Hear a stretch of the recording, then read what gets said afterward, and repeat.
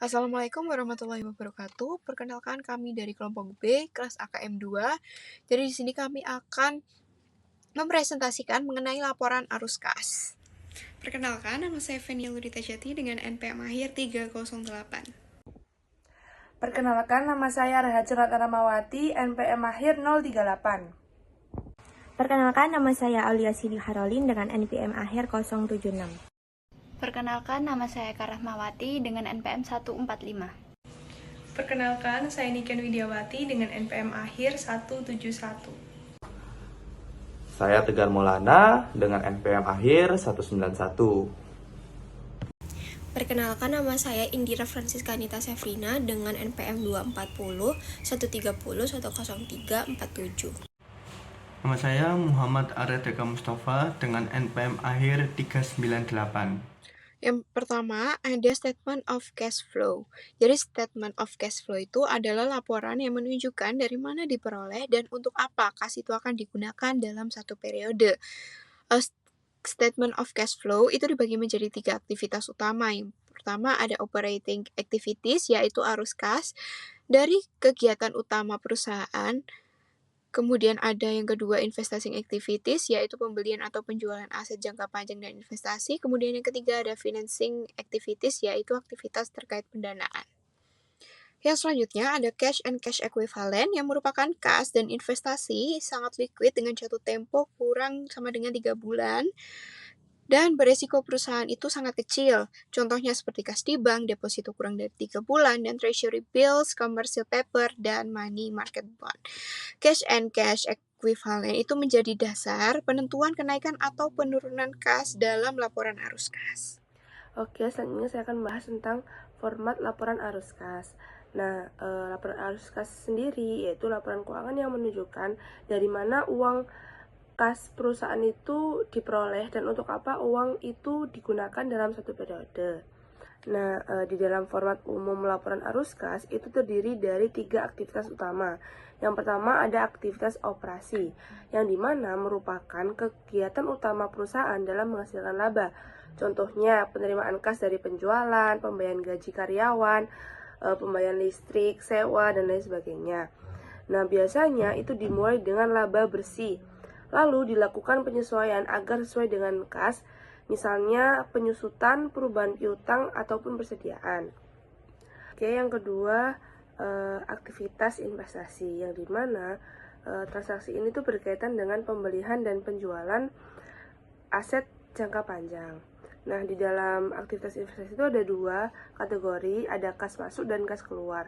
Nah, kas masuk dan kas keluar ini tidak boleh digabungkan, tapi harus terpisah untuk pencatatannya.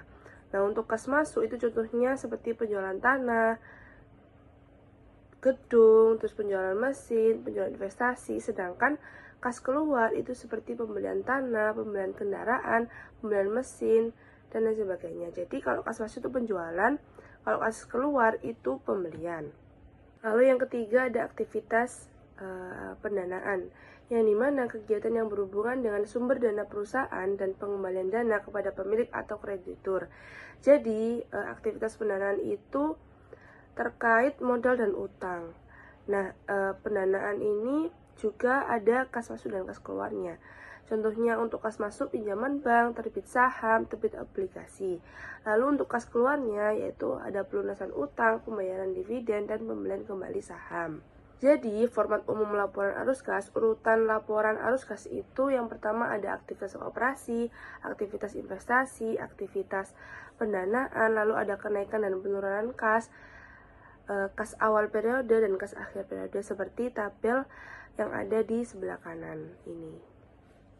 Baik, di sini saya akan menjelaskan tentang laporan posisi keuangan dan laba rugi dalam penyusunan arus kas. Laporan posisi keuangan dan laporan laba rugi menjadi dasar untuk menyusun laporan arus kas. Langkah pertama adalah menentukan perubahan kas, yaitu dengan membandingkan saldo kas awal dan akhir periode untuk mengetahui kenaikan atau penurunan kas. Langkah kedua adalah menghitung arus kas bersih dari aktivitas operasi menggunakan metode tidak langsung, di mana laba bersih disesuaikan dengan pos non-kas seperti penyusutan serta perubahan aset dan liabilitas lancar. Langkah ketiga adalah menentukan arus kas bersih dari aktivitas investasi dan pendanaan yang mencakup transaksi seperti pembelian atau penjualan aset tetap, penerimaan pinjaman, pembayaran utang, atau penambahan modal. Dengan mengikuti 3 langkah ini, perusahaan dapat menyajikan informasi arus kas secara jelas dan dapat dipahami. Baik, pada slide ini pertama kita akan mulai dari analisis transaksi yang mempengaruhi arus kas. Nah, yang pertama pada akun land atau tanah terjadi penurunan sebesar $25.000 selama periode berjalan. Nah, dari informasi yang tersedia, perusahaan menjual tanah tersebut dengan harga sebesar nilai bukunya. Karena penjualan tanah ini menghasilkan kas, transaksi ini dikategorikan sebagai aktivitas investasi dan menjadi sumber arus kas sebesar $25.000.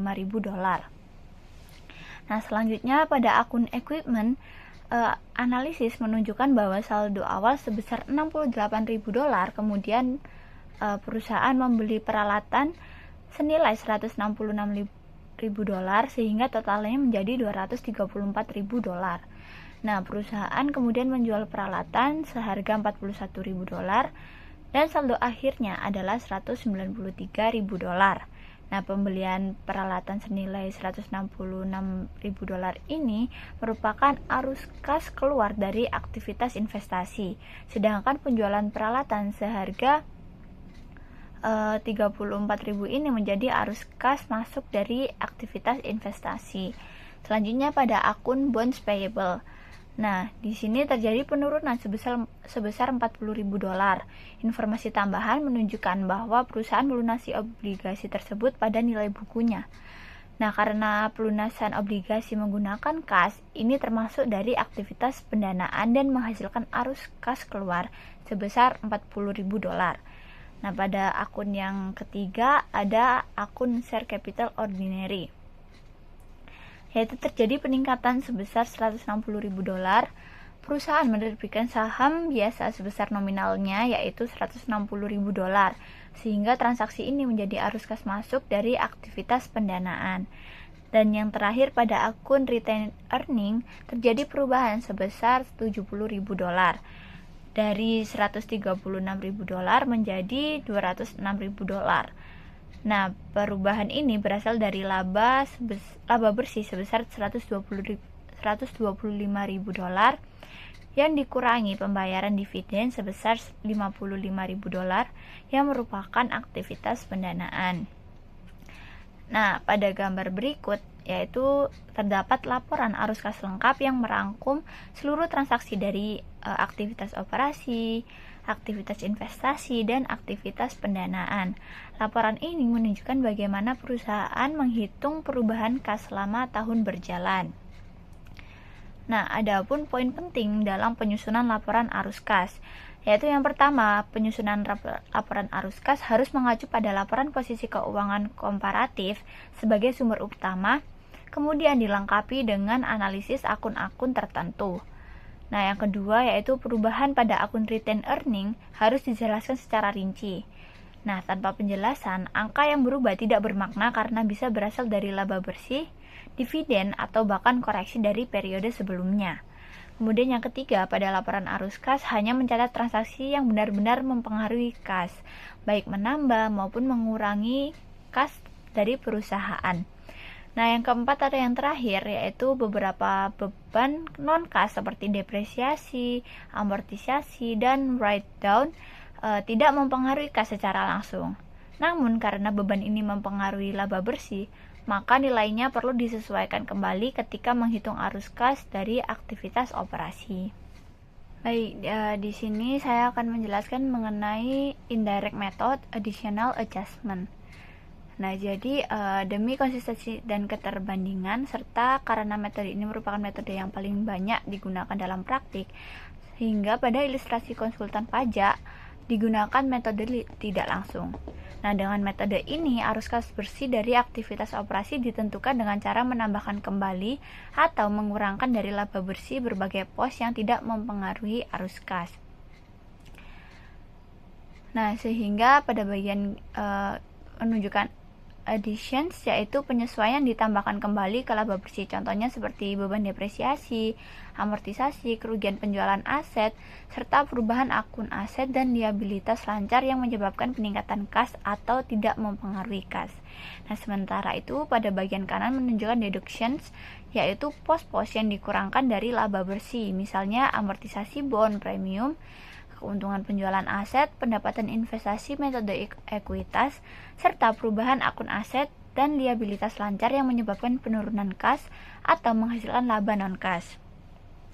Nah, dengan melakukan penyesuaian-penyesuaian ini, bisa mengubah laba bersih akuntansi menjadi arus kas bersih dari aktivitas operasi, sehingga laporan arus kas yang dihasilkan menjadi lebih akurat dan mencerminkan kondisi kas yang sebenarnya. Nah, selanjutnya pada slide ini saya akan menjelaskan mengenai net cash flow from operating activities direct method. Nah, jadi metode langsung melaporkan penerimaan dan pengeluaran kas dari aktivitas operasi. Selisih antara kedua jumlah ini merupakan arus kas bersih dari aktivitas operasi. Nah, dengan kata lain, metode langsung mengurangi pengeluaran kas operasi dari penerimaan kas. Metode ini menghasilkan penyajian laporan penerimaan dan pengeluaran kas yang lebih ringkas dan mudah dipahami.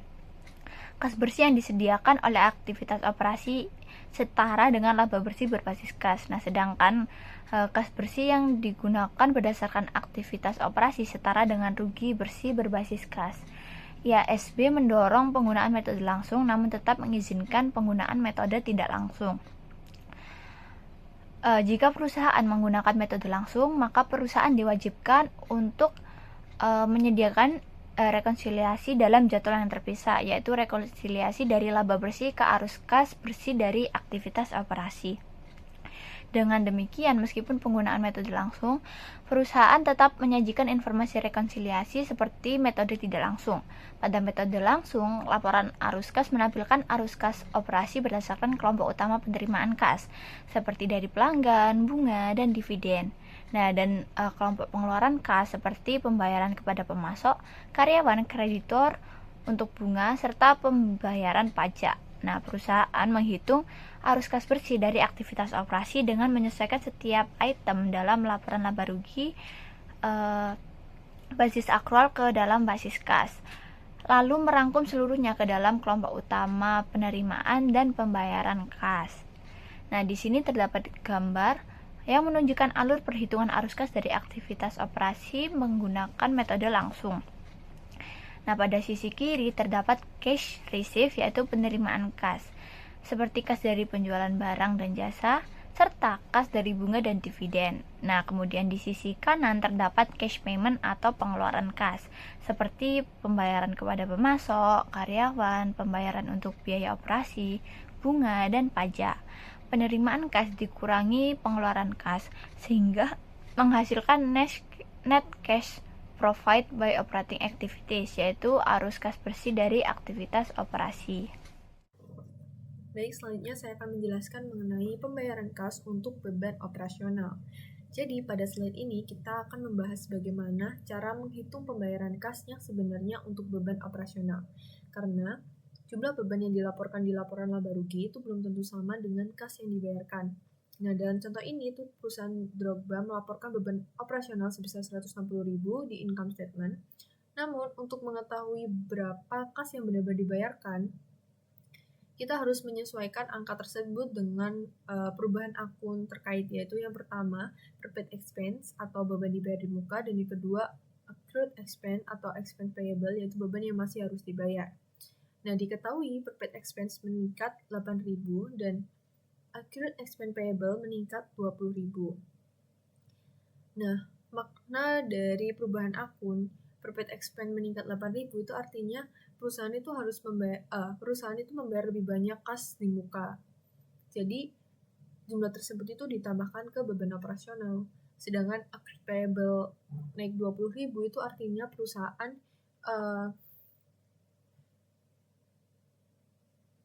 belum membayar beban masa lalu dengan kas. Nah, maka jumlah ini tuh harus dikurangkan dari beban operasional. Jadi, beban operasional itu ditambah cara menghitung pembayaran kas untuk beban operasional, yaitu beban operasional di laporan laba rugi yaitu 160.000 ditambah dengan kenaikan per paid expense 8.000 dan dikurangkan kenaikan accrued payable expense sebesar 20.000. Maka pembayaran kas untuk beban operasional yaitu 148.000. Jadi walaupun beban yang terlihat itu hanya 160.000, kas yang benar-benar dibayarkan perusahaan itu adalah 148.000. Pajak penghasilan. Nah, langkah pertama, kita harus memahami konversi dari basis akrual ke basis kas. Pada basis akrual, kita mencatat penjualannya atau sales revenue sebesar 750.000 dan mendapatkan laba bersih atau net income sebesar 112.000. Namun, laba bersih ini tuh belum mencerminkan uang kas yang benar-benar masuk dan keluar dari operasi perusahaan. Jadi, kita perlu menyesuaikan untuk mengisolasi arus kas.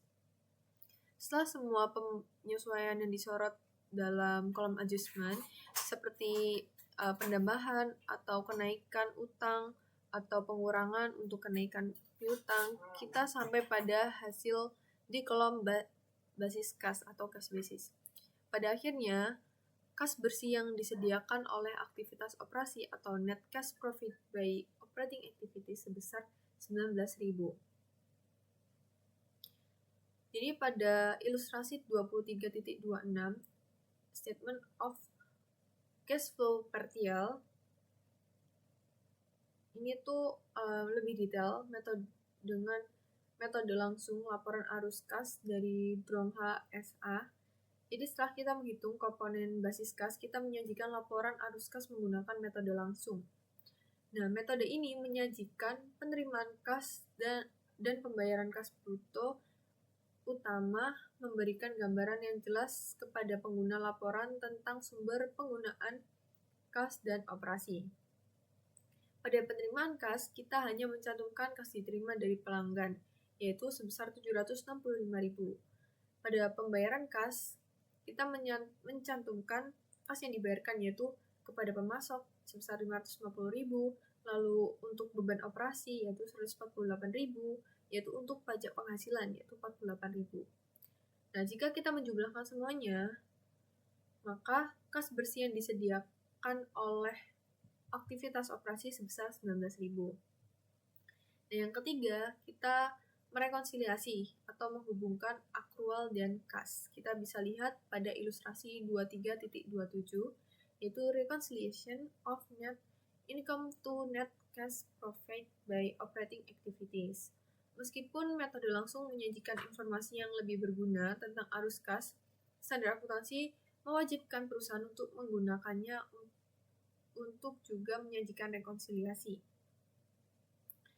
Nah, rekonsiliasi ini tuh berfungsi sebagai jembatan menunjukkan kepada pengguna laporan bagaimana laba bersih akrual dikonversikan menjadi arus kas operasi kas. Kita mulai dari laba bersih atau net income sebesar 112.000. Selanjutnya, kita membuat penyesuaian yaitu beban non-kas. Jadi kita tambahkan kembali beban depresiasi sebesar 10.000. Karena ini adalah beban yang tidak melibatkan kas. Lalu yang kedua, perubahan aset operasi lancar. Kita sesuaikan dengan perubahan akun aset lancar, yaitu menurunkan piutang 15.000, menambah arus kas atau kas masuk. Lalu kenaikan persediaan 160.000, ini tuh mengurangi arus kas. Lalu penurunan beban dibayar di muka sebesar 8.000, ini menambah arus kas. Lalu perubahan liabilitas operasi lancar. Kita sesuaikan dengan perubahan akun liabilitas lancar. Nah, kenaikan utang usaha sebesar 60.000 itu menambah arus kas, yaitu beban diakui tapi belum dibayar. Sedangkan kenaikan utang beban 20.000 menambah arus kas. Nah, setelah menjumlahkan semua penyesuaian yang menambah yaitu 10.000, 15.000, 8.000, 60.000, dan 20.000, hasilnya adalah 113.000 dan menguranginya dengan laba bersih yaitu 112.000.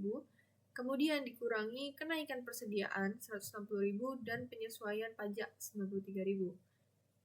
Maka kita kembali mendapatkan angka yang sama, yaitu kas bersih yang disediakan oleh aktivitas operasi sebesar 19.000. Baik, selanjutnya saya akan menjelaskan untuk metode langsung versus metode tidak langsung. Jadi IHSB itu menghadapi perdebatan dalam memilih metode pelaporan arus kas operasi, yaitu metode langsung atau metode tidak langsung. Banyak perusahaan yang memilih metode tidak langsung, sedangkan pemberi pinjaman, bank itu lebih menyukai metode langsung. Nah, jadi di sini ada dua alasan. Alasan mendukung metode langsung dan alasan mendukung metode tidak langsung. Yang pertama, alasan mendukung metode tidak langsung, yaitu dengan metode tidak langsung itu menyajikan penerimaan dan pengeluaran kas secara langsung dan rinci, lebih sesuai dengan tujuan laporan arus kas. Yang ketiga, membantu memprediksi arus kas masa depan. Lalu memudahkan penilaian kemampuan perusahaan untuk membayar utang, dividen, investasi. Nah, penelitian itu menunjukkan pengguna laporan itu lebih menyukai metode langsung. Informasinya itu lebih berguna untuk pengambilan keputusan, serta memiliki relevansi terhadap nilai saham perusahaan. Sedangkan alasan mendukung metode tidak langsung yaitu menunjukkan hubungan antara laba bersih dan arus kas operasi, lalu membantu memahami perbedaan antara basis akrual, yaitu pendekatan laba, dan basis kas, yaitu pendekatan arus kas.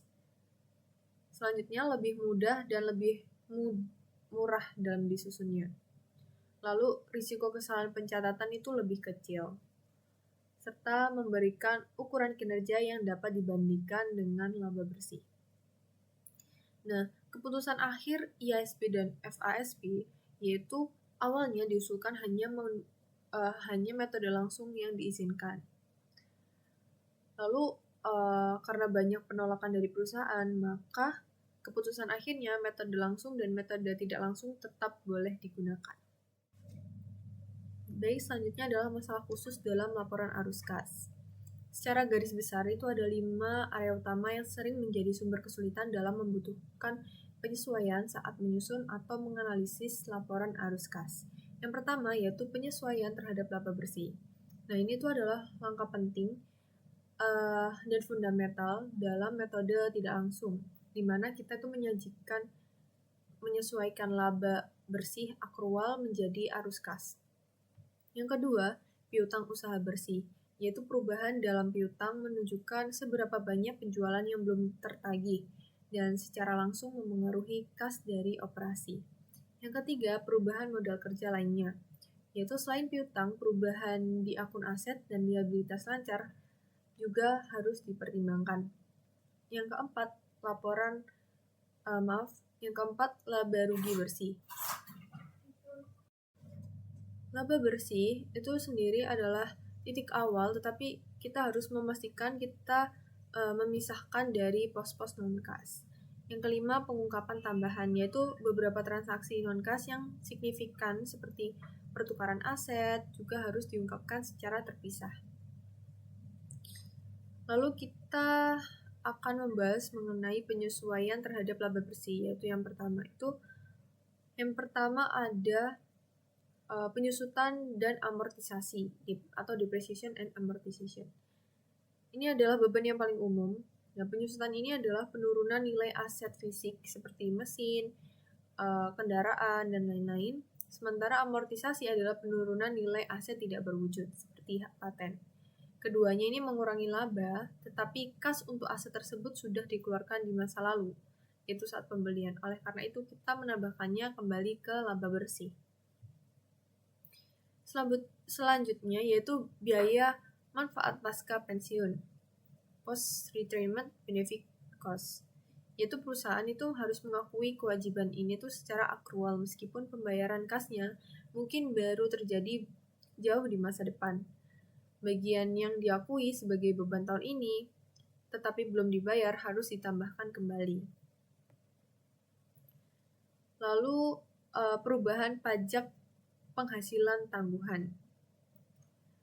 Pajak tangguhan itu muncul karena perbedaan waktu antara saat pendapatan diakui, yaitu untuk tujuan laporan laba rugi, dan tujuan perpajakan. Perubahan dalam akun ini, baik aset maupun liabilitas tangguhan, menunjukkan perbedaan antara beban pajak yang diakui dan kas yang dibayarkan, sehingga perlu disesuaikan.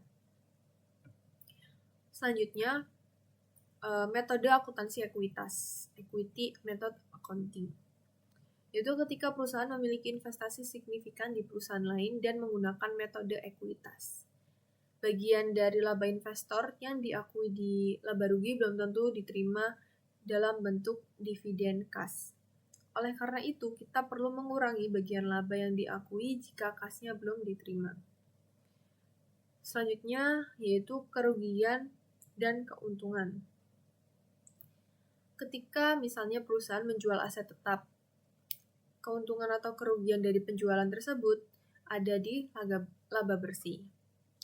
Jika mengalami keuntungan, itu berarti harus dikurangi.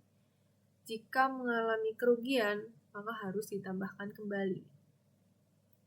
Mengapa seperti itu? Karena seluruh hasil kas dari penjualan atau harga jual penuh akan dilaporkan di bagian aktivitas investasi.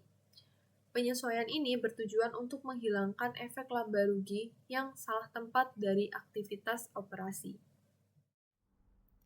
Baik, di sini terdapat kompensasi berbasis saham. Pada program kompensasi berbasis saham, perusahaan wajib menggunakan metode nilai wajar untuk menghitung total biaya kompensasi. Biaya tersebut diakui sebagai beban selama periode karyawan bekerja. Saat beban ini dicatat, akun seperti premi saham, opsi kredit, dan kas tidak bisa berubah. Karena tidak mempengaruhi kas, biaya kompensasi ini harus ditambahkan dan juga kembali ke laba bersih ketika menghitung arus kas bersih dari aktivitas operasi. Selanjutnya, terdapat perubahan modal kerja lainnya. Nah, tidak semua perubahan model kerja ini harus menyesuaikan laba bersih.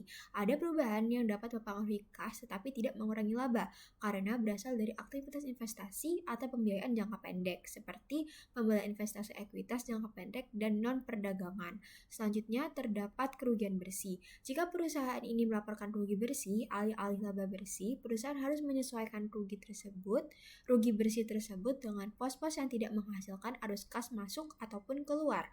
Rugi bersih tersebut setelah disesuaikan dengan beban atau kredit yang tidak mempengaruhi kas dapat mengakibatkan arus kas dari aktivitas operasi negatif atau positif. Baik, selanjutnya di sini saya akan membahas tentang pengungkapan transaksi non-tunai yang signifikan. Nah, laporan arus kas ini hanya menunjukkan transaksi yang melibatkan kas, sehingga transaksi investasi atau pendanaan yang tidak melibatkan kas harus diungkapkan secara terpisah. Contohnya, transaksi non-kas yang perlu diungkapkan yakni yang pertama ada akuisisi aset dengan utang atau penerbitan saham. Yang kedua, pertukaran aset non-moneter. Yang keempat, refinancing utang jangka panjang. Yang keempat, konversi utang atau saham preferen menjadi saham biasa. Dan yang kelima atau yang terakhir, penerbitan saham untuk melunasi utang. Selanjutnya, pengungkapan khusus. Pada PSAK 7 mewajibkan pengungkapan terpisah untuk bunga diterima atau dibayarkan dan dividen diterima atau dibayarkan dengan klasifikasi yang konsisten. Untuk pembahasannya, bunga dan dividen ini akan diterima masuk arus kas operasi, sedangkan dividen ini dibayarkan untuk masuk ke pendanaan. Pajak penghasilan ini dibayarkan juga harus diungkapkan dan umumnya dikategorikan sebagai arus kas operasi. IFRS ini mewajibkan pengungkapan kas untuk pajak, bunga, dan dividen beserta kategorinya.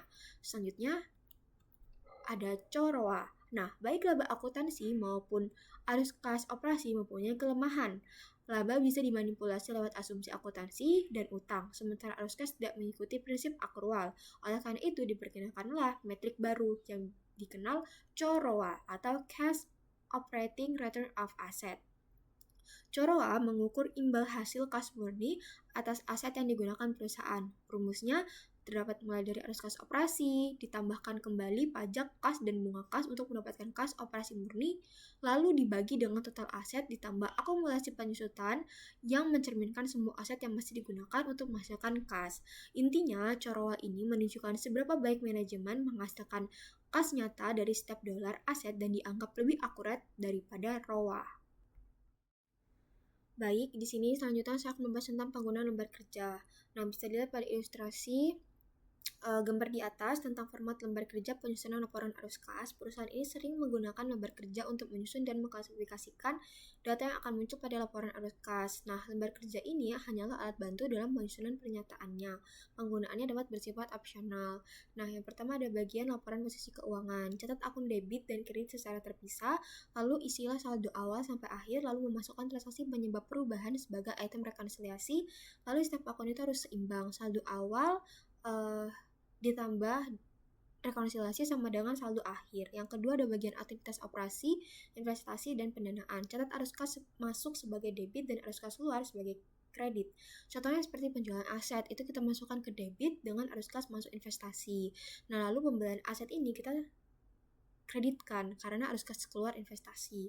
Nah, lalu yang ketiga, item rekonsiliasi hanya untuk penyusunan laporan arus kas, tidak di jurnal dan tidak diposting ke akun. Ini hanya menjadi alat bantu untuk mempermudah penyusunan laporan arus kas.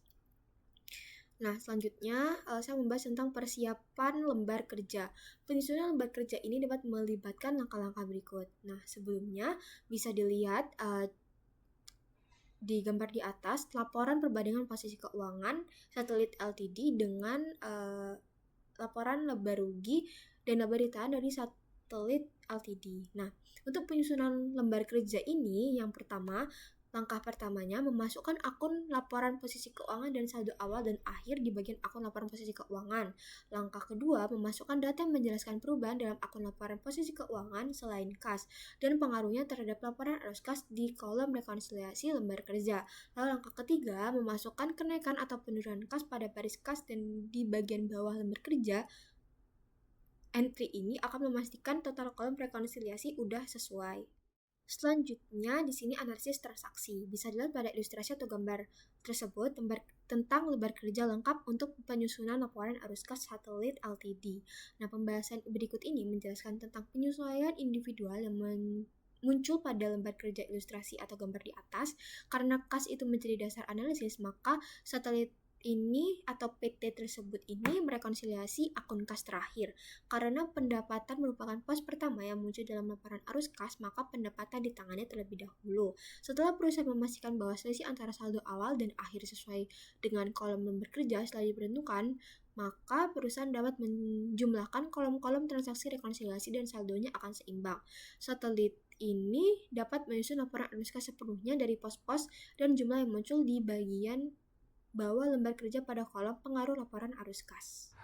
Assalamualaikum warahmatullahi wabarakatuh. Saya Tegar Maulana dengan NPM akhir 191. Di sini saya akan menjelaskan tentang analisis transaksinya. Di sini ada penerbitan dividen saham bukanlah pos operasi, investasi, atau pendanaan tunai. Oleh karena itu, meskipun perusahaan mencatat transaksi ini pada lembar kerja untuk tujuan rekonsiliasi, tidak melaporkannya dalam laporan arus kas.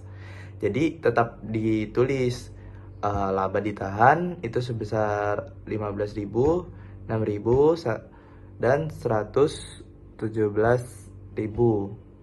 Balnya itu 496.000. Jadi totalnya saldonya itu adalah 592.000. Ditambahin semua tuh. Nah, dividen tunai sebesar $6.000 yang dibayarkan merupakan arus kas keluar dari aktivitas pendanaan. Satelit membuat entry lembar kerja sebagai berikut. Laba ditahan pada pembiayaan dividen tunai. Retained earning pada financing cash dividend sebesar 6.000. Lalu di sini ada pencatatan dari piutang usaha bersih dari account receivable. Jadi yang dicatat ini peningkatan piutang usaha bersih sebesar 53.000 merupakan penyesuaian yang tidak mengakibatkan arus kas masuk selama tahun 2023. Akibatnya perusahaan akan mengurangi laba bersih dikenaikan 53.000 itu. Satelit membuat entry lembar kerja sebagai berikut. Nah, piutang usaha bersih account receivable net pada operation increasing in account receivable. Nah, lalu ada inventory atau persediaan. Nah, peningkatan persediaan sebesar 152.000 merupakan penggunaan kas operasional. Investasi tambahan dalam persediaan sepanjang tahun mengurangi kas tanpa meningkatkan harga pokok penjualan. Satelit membuat entry lembar kerjanya itu inventory pada operation increase in inventory. Jadi sebesar 152.000. Lalu ada prepaid expense atau beban dibayar di muka.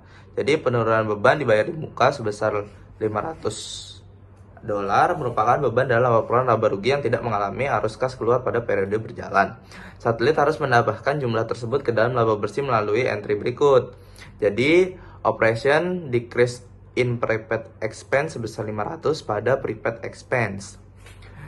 Nah, lalu ada investasi ekuitas di Porter.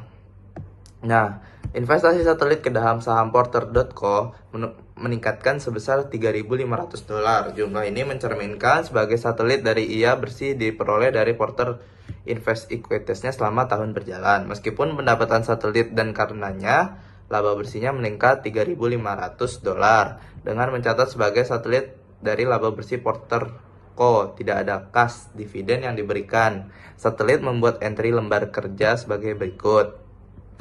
Equity investment in Porter pada operation equity in earning of Porter.co sebesar $3.500. Lalu yang terakhir ada tanah. Satelit membeli tanah senilai $60.000 melalui penerbitan wesel bayar jangka panjang. Transaksi ini tidak mempengaruhi kas. Transaksi ini merupakan transaksi investasi atau pembiayaan non-kas yang signifikan yang akan diungkapkan perusahaan dalam catatan terlampir. Jadi journal entry-nya itu land pada not payable sebesar $60.000. Lalu selain transaksi non tunai yang melibatkan penerbitan surat utang pembelian tanah, akun tanah berkurang akibat proses pengalihan hak milik. Entry lembar kerjanya itu dia nanti investing from condemnation of land sebesar $18.500, land sebesar $10.500 dan operation gain on condemnation of land itu sebesar $8.000. Segitu saja dari saya. Wassalamualaikum warahmatullahi wabarakatuh. Pada equipment and accumulated depreciation equipment terdapat equipment pada debit sebesar 53.000 dan investing purchase of equipment pada 53.000. Pada poin nomor 11 yaitu investing sale of equipment dan operating loss sale of equipment dan accumulated depreciation equipment pada debit 4.000, 1.500 dan 2.500 dan equipment pada kredit sebesar 8.000. Lalu ada building depreciation and amortization treatment. Pada debit terdapat operating depreciation expense building sebesar 3.100 dan operating amortization of trademark sebesar 2.400. Pada kredit terdapat accumulated depreciation building sebesar 3.100 dan trademark sebesar 2.400. Pada order non-cash change or credit pada income tax payable terdapat 13.000 dan bond payable terdapat 1.000, operating increase in account payable 1.000, operating increase accrued liabilities 4.000, operating increase in deferred tax liabilities sebesar 3.000. Pada kredit terdapat operating decrease in income tax payable sebesar 13.000, operating amortization bond premium sebesar 1.000 dan operating amortization in bond premium dan account payable sebesar 1.000, accrued liability 4.000 dan deferred tax liability sebesar 3.000. Lalu pada share capital ordinary related accounts pada poin 16 yaitu financing sale of ordinary share pada debit sebesar 144.000. Lalu share capital ordinary dan share premium ordinary pada kredit sebesar 9.000 dan 135.000. Pada poin 17 treasury shares pada debit sebesar 17.000 dan financing per cause of treasury share pada kredit sebesar 17.000 juga. Pada final reconciling entry pada poin 18 ada decrease in cash di debit sebesar 7.000 dan cash sebesar 7.000 di kredit. Sekian presentasi dari kelompok kami, kurang lebihnya mohon maaf. Wassalamualaikum warahmatullahi wabarakatuh.